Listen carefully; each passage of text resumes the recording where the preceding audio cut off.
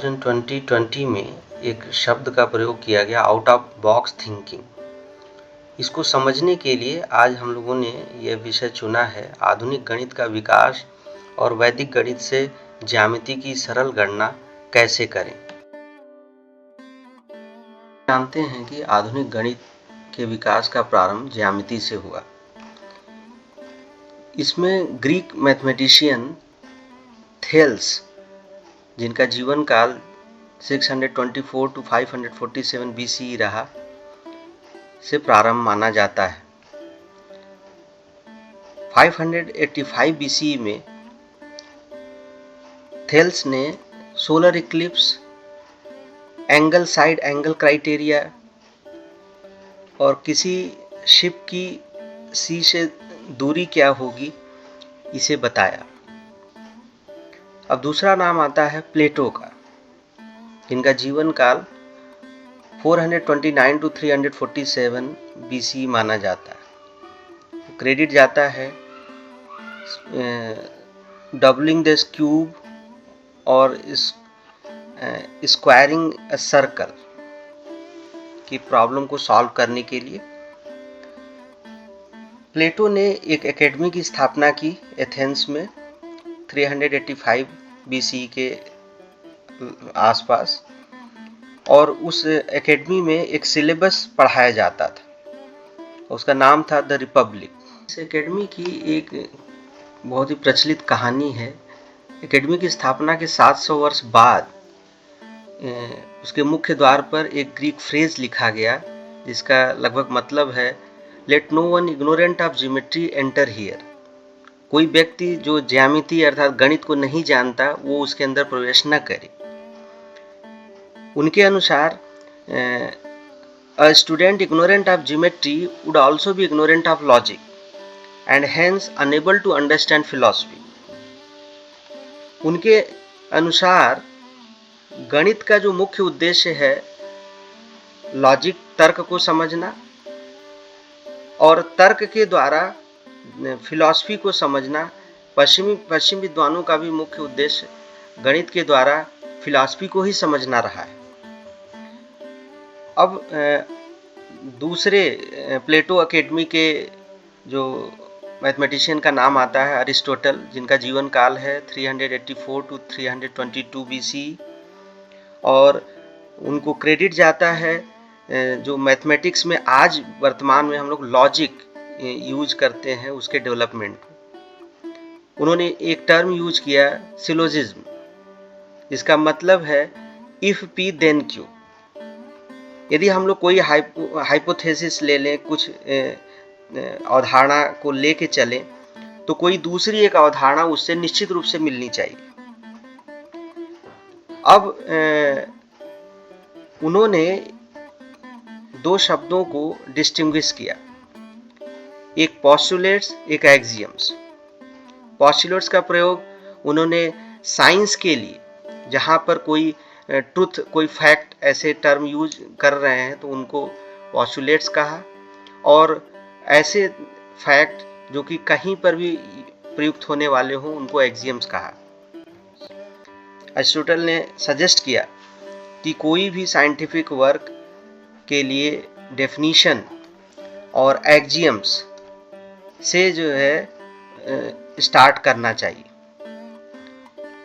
अब एक मैथमेटिशियन का नाम आता है इसमें,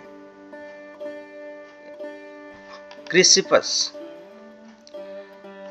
इनका जीवन काल है 280 to 206 BC, और इनको भी क्रेडिट जाता है जो लॉजिक में प्रोपोजिशन और स्टेटमेंट जो हम आज यूज करते हैं,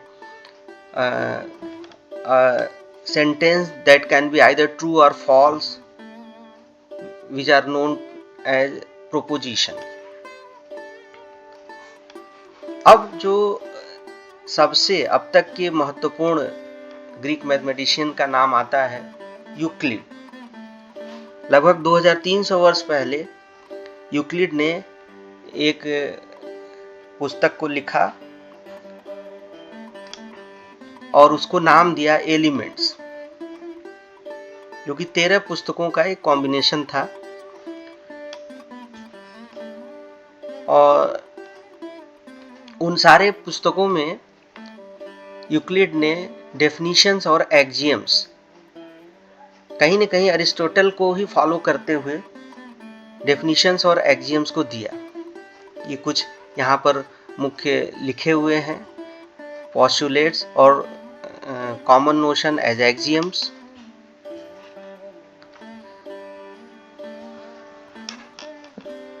ये कुछ यूक्लिड के एलिमेंट बुक्स जो फर्स्ट बुक थी उससे कुछ डेफिनिशंस हैं, जहाँ पर उन्होंने point, line, straight line, surface, plane angle, rectilinear, diameter, semicircle, बहुत सारी ऐसी परिभाषाओं को परिभाषित किया। इन सब एलिमेंट की बुक, फर्स्ट बुक का मुख्य उद्देश्य, जैसा हम लोगों को इसमें लगता है कि उनका मुख्य उद्देश्य पाइथागोरियन थ्योरम को प्रूफ करना ही था। अब हम लोग देखते हैं कि हमारे भारतीय ग्रंथों के अनुसार अक्षरों, अंकों और ज्यामिति के मूल स्वरूप क्या है। जैसे अक्षरों के समूह में अ अक्षर का मौलिक पूर्व रूप अनुस्वार अंग माना जाता है। अंकों के समूह की बात करें तो अंकों को एक से हम लोग प्रारंभ मानते हैं, तो इसके मौलिक पूर्व रूप क्या है? शून्य या बिंदु। शून्य को बिंदु से भी बहुत जगह ग्रंथों में दिखाया गया है। ऐसे ही रेखाओं के समूह में रेखा का मौलिक पूर्व रूप क्या होगा? किसी भी रेखा को बनाना है तो उसके लिए हमें बिंदु से प्रारंभ करना पड़ेगा। तो इस प्रकार हम लोग देखते हैं कि अक्षर, अंक और रेखाओं, इन सब में एक रूपता सिद्ध है। इन सब का, इन तीनों का जो प्रारंभ है, इन तीनों का मूल है, वह बिंदु ही प्रदर्शित होता है। जैसे किसी त्रिभुज का निर्माण, किसी चतुर्भुज, किसी भी ज्यामिति संरचना के निर्माण को यदि करना है हमें, तो हमको बिंदु से ही प्रारंभ करना पड़ेगा। तो बिंदु हमारे लिए प्रिमिटिव। इस प्रकार हम लोग देख सकते हैं कि कोई भी रेखा यदि हमें बनानी है, चाहे अक्षरों को ही लिखना है, चाहे अंकों को लिखना है, तो हमें हमेशा बिंदु से ही प्रारंभ करना पड़ेगा। ये तीनों में एक रूपता है। अब हम लोग देखते हैं योग शिखोपनिषद ग्रंथ में विभिन्न ज्यामितियों का वर्णन है, जिसके अनुसार पृथ्वी चतुष्कोण है, जल के लिए अर्धचंद्राकार आकृति बनाई गई, अग्नि के लिए त्रिकोण मंडल बनाया गया, वायु को षटकोण और आकाश मंडल को वृत्त से दर्शाया गया।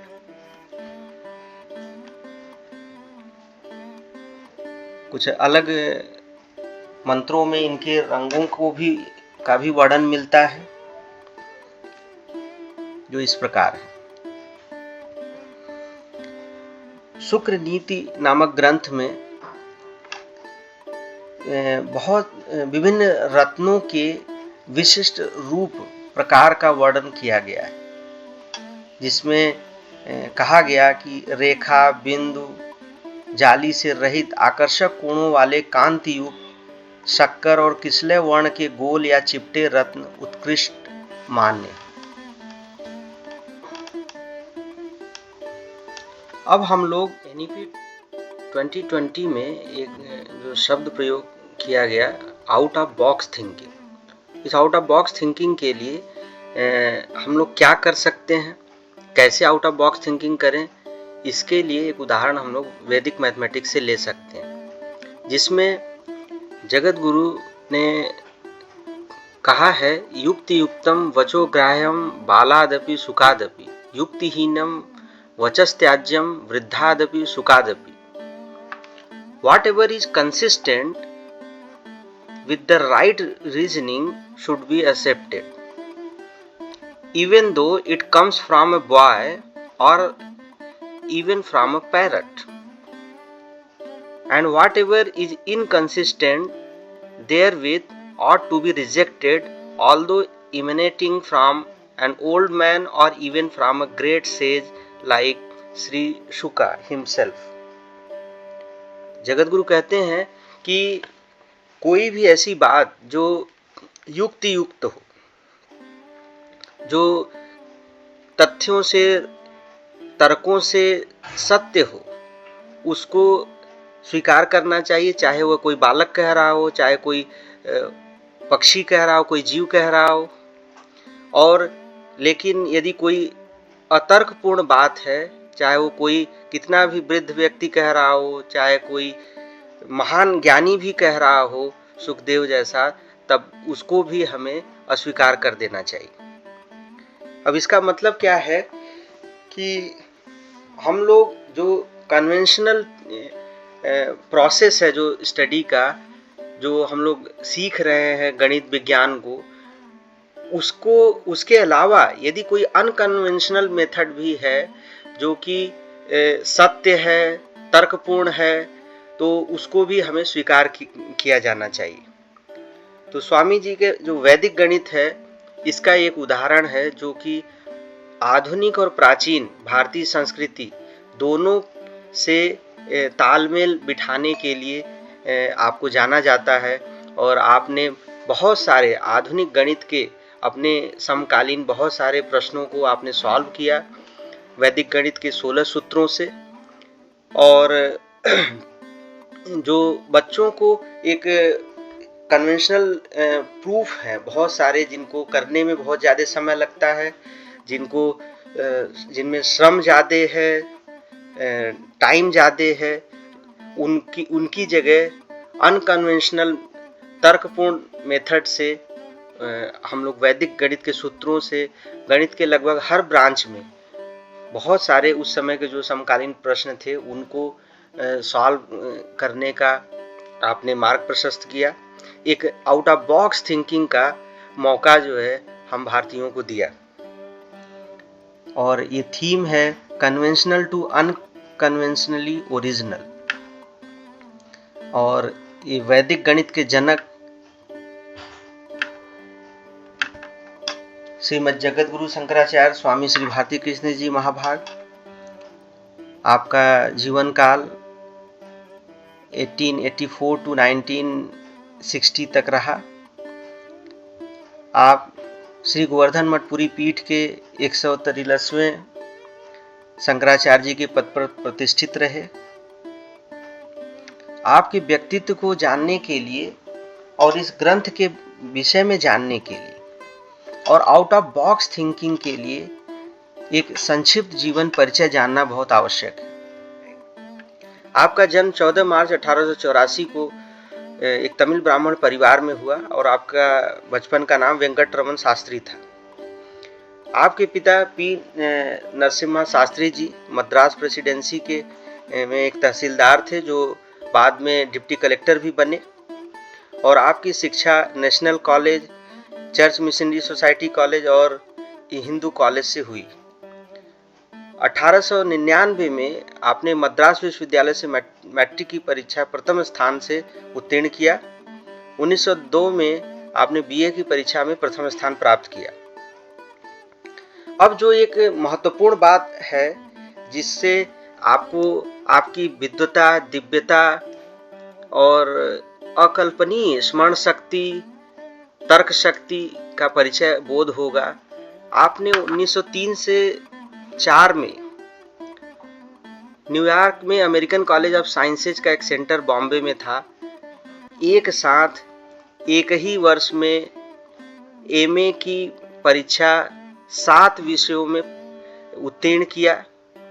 और वो विषय भी कैसे थे? Mathematics, science, philosophy, Sanskrit, English, history. और उन्होंने उत्तीर्ण ही नहीं किया बल्कि सब में प्रथम स्थान पर भी रहे। फिर श्रृंगेरी मठ के जगत गुरु शंकराचार्य जी के अधीन आपने अद्वैत, वेदांत और शास्त्र धर्म ग्रंथों का अध्ययन 8 वर्ष तक किया।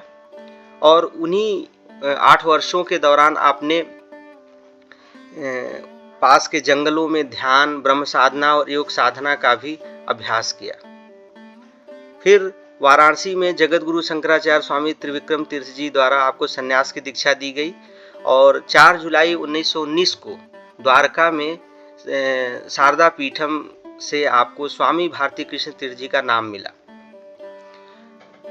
गोवर्धन मठ पुरी के शंकराचार्य जगत गुरु स्वामी श्री मधुसूदन तीर्थ जी आपके व्यक्तित्व से बहुत प्रभावित रहते थे और आपको अपना उत्तराधिकारी बनाना चाहते थे, लेकिन आपने प्रथम दृष्टया आपने उसको मना किया। लेकिन उनके स्वास्थ्य में लगातार गिरावट के बाद 1925 में श्री गोवर्धन मठ के शंकराचार्य जी के रूप में प्रतिष्ठित हुए और आपने वैदिक गणित नामक ग्रंथ की रचना की, जिसकी मूल भाषा अंग्रेजी थी और आप ही के कारण पूरा विश्व वैदिक गणित जैसे शब्द से परिचित है। और लेकिन दुर्भाग्यवश आपके द्वारा रचित कई ग्रंथ लुप्त हो गए, जिसमें से यह प्रथम ग्रंथ वैदिक गणित का जो इंट्रोडक्टरी ही सिर्फ है वो वर्तमान में उपलब्ध है, जिसमें आपने 16 वैदिक सूत्रों को दिया और इन 16 वैदिक सूत्रों से आधुनिक गणित के उस समकालीन लगभग सभी प्रश्नों को, चाहे वो एल्जेब्रा हो, चाहे ज्योमेट्री हो, चाहे एनालिसिस हो, गणित के हर ब्रांच में जो उस समय के विभिन्न प्रश्न थे उनको तर्क पूर्ण वैदिक सूत्रों, इन्हीं 16 सूत्रों द्वारा इसको हल करने का एक मार्ग प्रशस्त किया। इससे आप ये कल्पना कर सकते हैं कि जो भारतीय हमारे ऋषि थे वो उनको जो पूर्ण ज्ञान जिसको कहा जाता है, जिसको प्राप्त करने के बाद कोई और ज्ञान की अभिलाषा न रहे। लेकिन आधुनिक गणित विज्ञान में यह अधूरापन है कि कोई एक विषय को जानने वाला अपने ही विषय को जीवन पर्यंत तक अंत में सोचता है कि मैं यह न जान सका, मैं वह न जान सका। वैदिक मैथमेटिक्स के चैप्टर 37 में आप पाइथागोरस थ्योरम की बात करते हैं, जिसमें उन्होंने लिखा है कि पाइथागोरस थ्योरम भारतीयों को बहुत बहुत वर्षों पहले से इसका ज्ञान था और पाइथागोरस थ्योरम इतना इम्पॉर्टेंट है कि ये लगभग हर प्योर या अप्लाइड कोई भी मैथमेटिक्स की ब्रांच है, सब जगह ये प्री रिक्विजिट की तरह है। यूक्लिड ने जो प्रूफ दिया वो बहुत ही लेंदी, बहुत ज़्यादा टाइम लेने वाला, बहुत ज़्यादा श्रम से युक्त था। तो उन्होंने अपने ग्रंथ में 5 ऐसे प्रूफ दिए हैं पाइथागोरस थ्योरम के, जिसको उन्होंने वैदिक सूत्रों से संकेत किया है इसको करने का, और जो कि बहुत ही आसानी से प्रूफ हो जाते हैं। लेकिन एक समस्या है कि जो भी मॉडर्न मैथमेटिशियन हैं उनके लिए ये ऑब्जेक्शनेबल होगा, क्योंकि जो यूक्लिड का प्रूफ है वे उसी को फॉलो करते हैं, उसी ट्रेडिशन से वो फंडामेंटल इसे नहीं मानते। लेकिन वो कहते हैं कि जब भारतीयों को जो वैदिक सूत्र है वो उससे जो कोनिक की आइडिया, कोऑर्डिनेट ज्योमेट्री और उनकी जो कैलकुलस की आइडिया है बहुत अर्ली स्टेज से था, जो कि वो उनकी अपनी प्रिमिटिव आइडिया पर बेस्ड है, फर्स्ट प्रिंसिपल पर बेस्ड है, जो कि पाइथागोरस थ्योरम से नहीं फॉलो होता। तो फिर यदि वो प्रूफ पाइथागोरस थ्योरम से फॉलो नहीं होते तो इसमें कोई ऑब्जेक्शन भी नहीं होना चाहिए। अब हम लोग वैदिक गणित के चैप्टर 39 की बात करते हैं, जिसमें स्वामी भारती कृष्ण जी ने एनालिटिकल कोनिक्स की बात किया है। Analytical conic is a very important branch of mathematical study today. It has a great position in Vedic system of mathematics also. So we can see by one example of finding an equation of a straight line passing through 2 points. Usual present method of proof is very long. तो वो कहते हैं कि जो present form है इसको रेखा सरल रेखा के समीकरण को प्राप्त करने का वो बहुत ही लेंदी है। तो इसको हम लोग वैदिक मेथड से बहुत ही आसानी से इसको फाइंड कर सकते हैं। और उसके लिए वो जो 16 सूत्र उन्होंने दिए उसमें वो बोलते हैं कि only by seeing one line mental mathematics method of परावर्त योजित सूत्र हम लोग इसको सॉल्व कर सकते हैं, जिसका मतलब है transpose and apply. Transpose means positive becomes negative and multiplication becomes division. तो उसके लिए हम लोग एक उदाहरण ले सकते हैं। मान लिए दो पॉइंट्स हैं ए बी और सी डी, जिनके कोऑर्डिनेट्स दिए हुए हैं। इस सरल रेखा का समीकरण क्या होगा? तो जनरल इक्वेशन जो स्ट्रेट लाइन का है वो ux minus v y is equal to डब्ल्यू फॉर्म का हम लोग मान सकते हैं, जहाँ पे u v और w अननोन्स हैं। तो परावर्त योजित सूत्र से वो कहते हैं कि if we subtract b by d, b then we have u, and by using परावर्त योजित if we subtract a by c, then we have v. And for right hand side we can substitute ab in our original equation, then we have our w. For example, if we take our 2 points 9, 17 and 7 minus 2,